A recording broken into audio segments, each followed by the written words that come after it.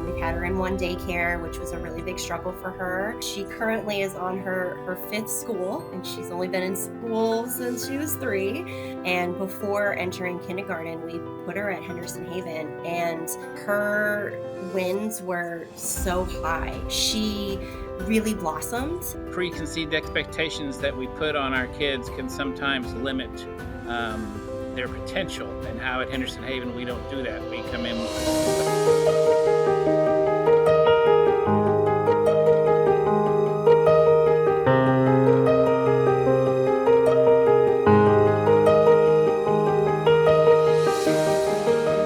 Hello and welcome to another Butterfly Effect. This is Expectations Part 2, where we're talking about how preconceived expectations that we put on our kids can sometimes limit their potential, and how at Henderson Haven we don't do that. We come in presuming full competence and helping them find what they can do, and let them show us what their limits are, and what they're able to do or not do. In our last one, we met a young lady that goes to with us full time. She goes to school and after school programs, and we talked to her folks about the progress that she's made. But we wanted to talk to someone that doesn't come full time, someone that just comes part time. Are they experiencing improvement in the expectations that they have, or possibly even their other providers? So we're meeting Rosalie's mom, Samantha. Thank you for coming and joining us today, Samantha. Of course. Thanks for having me. So Rosalie was with us last summer for camp. She But was. this year she's going full summer. Yep. And that's the plan, right? And because of the positive experience that you've had, right? Yeah. Okay, so tell us a little bit. Tell us a little story about Rosalie, her background. Fill us in. Background for Rose, she's just about to turn 6 on Friday, the 11th. So we've had a pretty big journey in education with Rosie, starting her in 3 PK. We've had her in one daycare, which was a really big struggle for her. She currently is on her fifth school, and she's only been in school since she was 3. So we've been really having a difficult time finding the perfect place to place her. And before entering kindergarten, we put her at Henderson Haven. And I mean, her wins were so high. She really blossomed. And a lot of those behaviors that were setting her back in an educational setting were not as prevalent going into kindergarten. So she really was set up for success. And that's what we're really excited for this summer, is to prepare her for first grade and see how much she just flourishes. I mean, she is able to regulate much better. I also feel that it was the first time she truly made connections with staff, with paraprofessionals. Like I said, she was in a daycare that she wasn't treated the best at, and that really made her afraid of trusting adults. And I feel that just that one summer healed her trauma with that experience, and also ours, because we were able to put our faith into a program, into the people. So it's just, I mean, I can't put a price on what it did for Rose. I think we were only there 4 weeks, right? We didn't even do a whole summer. Right, and it's something clicked for her, and she just thrived. So I have a question. Yeah. Your expectations for this year, how do they differ from your expectations when you started? So when you were brand new to us, what's the difference in coming in as a new parent? Yeah, that's a great question. So our expectation for Rosie is to continue her to have those that ability to regulate better and understanding her emotions. Before, she couldn't verbalize how she was feeling. She couldn't tell you if she was big mad, or she was upset, or I don't want this, I want that. She didn't have a way to communicate that and feel comfortable communicating that. So our expectation now is to get her to advocate for herself much more. Especially going into first grade, we're hoping to immerse her and integrate her into a gen ed classroom. So she has to build that foundation of trust and regulation, and being able to communicate with her teachers when she's dysregulated. And so I'm really optimistic for the summer. Okay. Is that something you would have thought you could have expected last summer when you were coming No. into a new program? No, I'll tell you that. Rosie, again, just really had difficulty trusting adults. Okay. She always starts by pushing some of the boundaries and kind of seeing what she can get away with, which is typical of any Typical. kid. But Rosie's Right. really headstrong. So when she wants to push that boundary, I mean, it's a shove. Right. So I feel like she doesn't push as hard because she's learned to trust and Okay. also learned to find her voice. You know, I say she's found her big girl bark if you watch Bluey. That's kind of what she's finding is how to say, I'm not okay with this. This is what I need. And it's been amazing. It makes it so much easier to care for her, to understand her needs, because she's telling us, and it's incredible. So she's still pretty young, but do you think that your expectations have changed any for her based on what you're learning that she is capable of? Or Yes. were you told by others that to not to have limited expectations? I No. don't know what your experiences was on that. Yeah, no. So Rosie, academically, she thrives. She's incredibly intelligent. She's on grade level. She loves learning. So in an academic setting, she really does thrive. It's in the social settings that she struggles. So when she's at school, I don't have to worry she's not learning because she definitely is. But she struggles with her peers and she struggles communicating with adults. So for me, my expectation is just to try to get her more comfortable and get her to, continue to advocate and understand what appropriate language is, how to, understand your emotions. Like it's okay to be big sad or big mad or to have these feelings, like that's okay. We just don't need to escalate to a point where, the behaviors are unwanted or extreme.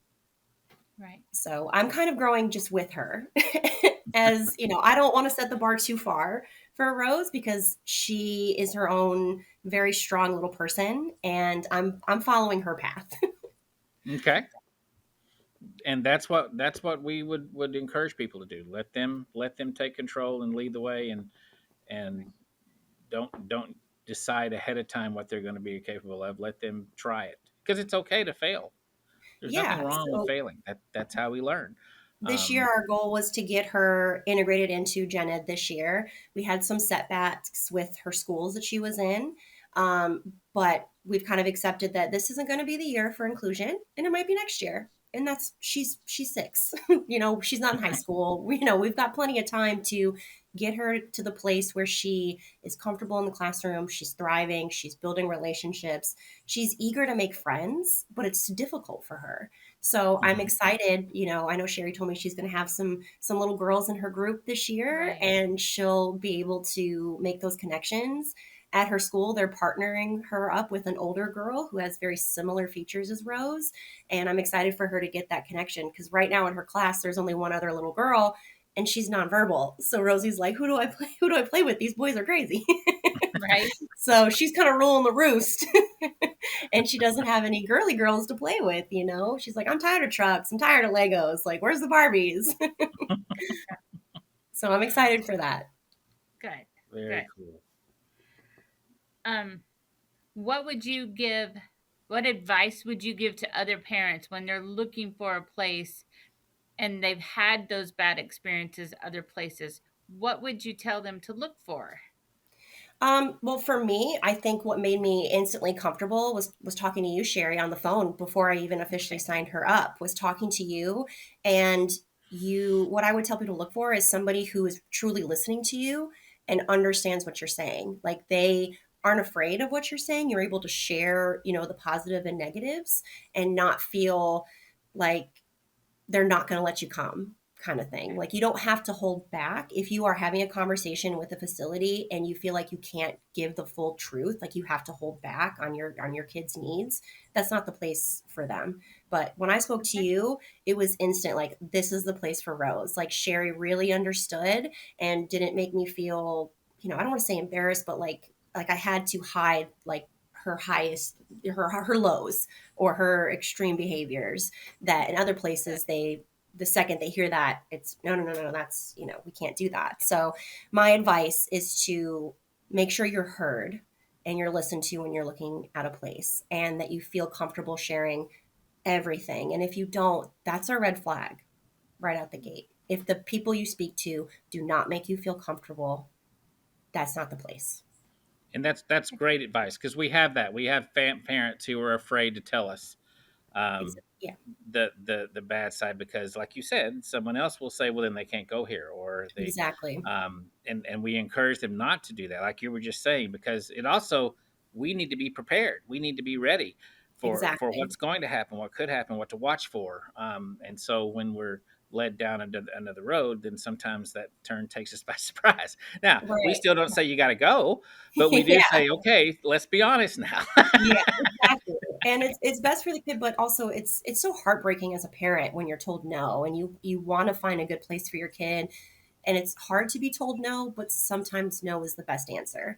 And it's very defeating, but there are places. I mean, I cannot rave about you guys enough. I tell all the parents at our school about you guys, that it's phenomenal, that, Rosie just, I mean, it's incredible how she started to how she ended, just that 1 month. I mean, she really, a light bulb turned on for her, and you really can't put a price on that. It's just, I didn't expect that for her. I was just hoping she'd have a good time, she'd have some structure, and great, she'd be set. And instead, you guys just set the bar so high. She did so incredibly well and really trusted and showed you guys her fun, sweet, creative, goofy side. And that's amazing. Awesome. Yeah, she is a lot of fun. She's definitely a lot of fun. She's a trip. Yeah. Very cool. And I'm looking forward to seeing how the full summer, you know, camp is all about fun and experiences. Yeah. Full summer, she gets Sherry. Well, I say we. It's a Sherry. Sherry's the magic on how all this works. I just pay the bills. But she, they're going to focus a little more on skills and activities and those types of things. So it'll be nice to see how much more progress she can even make. And she'll Yeah. go in there and show those boys, really show those boys who's boss. So. Right. She probably will. Just mentally prepare. Well, thank you. So, anything else you'd like to say? Anything to share that you think we didn't touch on, or? No, that was fantastic. I just would again just really want to thank you guys for everything that you have done for Rosie. We're so excited for this summer, and we're really hoping that your fundraiser really kicks off, and you guys can do all those Yes. improvements that you want. Like, we're so excited for that. I definitely have been sharing it on every platform. So as my husband and our friends. We really hope you guys Right. can meet that goal, because it's truly such a unique and special place in the community, and there's not enough of them. So, No. anything that we can ever do to support you guys, we will be doing it probably the rest of our lives because we love you guys so much. So I just wanted to say thank you. I mean, the peace of mind you give us is just incredible. We didn't think we'd ever find that, that piece of Rosie's in a safe space with people that she trusts, and she is loved when she is there. She's thriving. So I'm trying not to cry, but just thank you guys so much. You're We very, really very appreciate You're it. welcome. very welcome. That's what we're here for. Thank you for your time.